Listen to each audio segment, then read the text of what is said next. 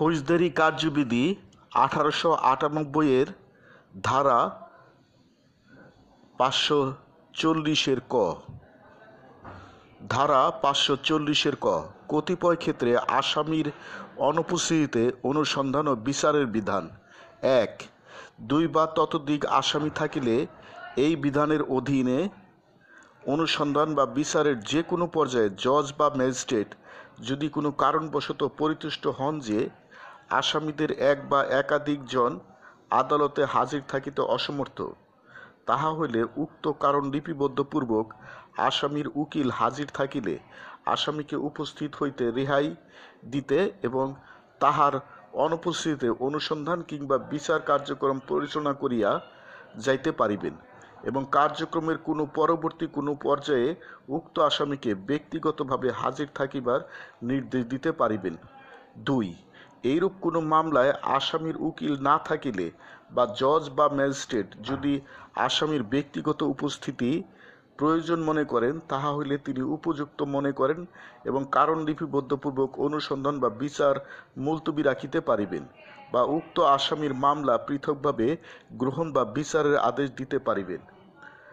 section 540 A Provision for inquiries and trial being held in the absence of accused in certain cases on at any stage of an inquiry or trial under this code where two or more accused are before the court, if the judge or magistrate is satisfied for reasons to be recorded that any one or more of such accused is or are incapable of remaining before the court, he may, if such accused is represented by an advocate, dispense with his attendance and proceed with such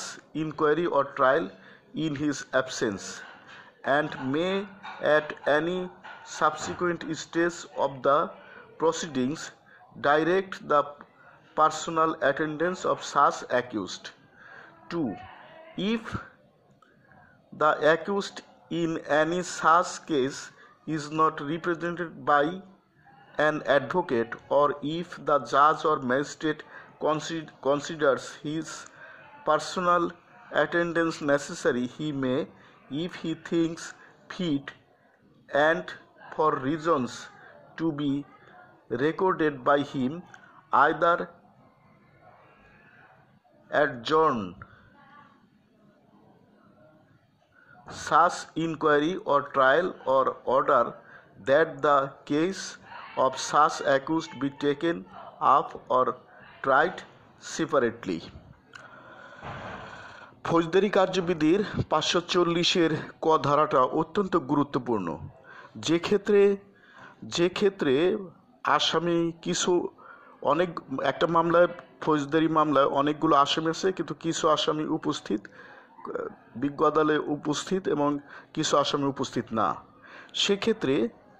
সেক্ষেত্রে এবং যদি সাক্ষী আসে সেক্ষেত্রে